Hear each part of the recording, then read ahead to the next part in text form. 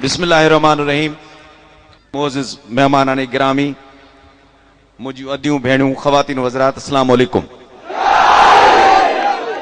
Mehran TV जो अॼोको जेको function है तंहिंजो मेन ऑब्जेक्टिव मक़सद है त जेका टीबी जे लाइ अवेयरनेस है, टीबी जो मूज़ी मर्ज़ है, इन मां जान छॾाइण जे लाइ असां हुकूमत पाकिस्तान जा मीडिया पार्टनर आहियूं सिंध में। ऐं ही हिकु अहिड़ो कमु आहे जंहिंमें तव्हां सभिनी अची ॿ क़िस्म जो रोल प्ले कयो आहे। हिकिड़ो त आया आहियो अॼु जी महफ़िल ॿुधण, ऐं ॿियो तव्हां हिन जे प्रोग्राम जे मुतलिक़ नेशनल टीबी कंट्रोल जेको प्रोग्राम आहे उन जूं ॻाल्हियूं ॿुधी। अलाह न करे तव्हां मां केरु टीबी में वरितल हुजे, पर जेकॾहिं तव्हांजो को पाड़े वारो, को दोस्त, को यार, को परे जो, तव्हां सभिनी जो इहो फर्ज़ थो थिए त अॼु जे हिन प्रोग्राम खां पोइ पाण खे हिन नेशनल टीबी कंट्रोल प्रोग्राम जो हिस्सो समझो।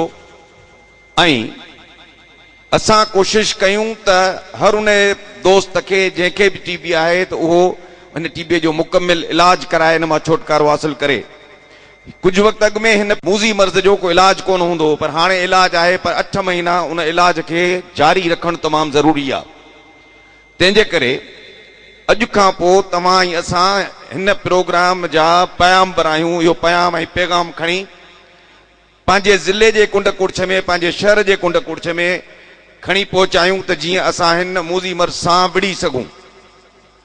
हिन खां वॾो ॿियो सवाब जो कमु कोन्हे, छो त हिन कमु करण सां तव्हां अलाह जी रज़ामंदी, अलाह खां हिकिड़ो अहिड़ो सवाब खटंदो जंहिंजो उजरो तव्हांखे अलाह ई ॾींदो।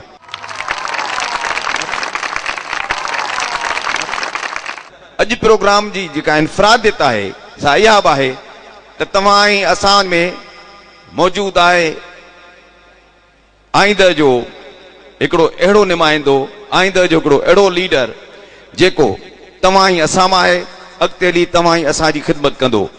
हसनैन मिर्ज़ा साहब, तव्हांजे ज़ोरदार ताड़ियुनि में